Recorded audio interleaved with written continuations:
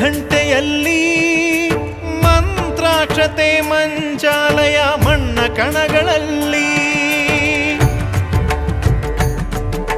ಮೂಲ ರಾಮ ನಿನ್ನ ತಂದೆ ನೀನೆ ನಮ್ಮ ತಾಯಿ ತಂದೆ ಸತ್ಯದ ದೀಪ ಹಚ್ಚುಬ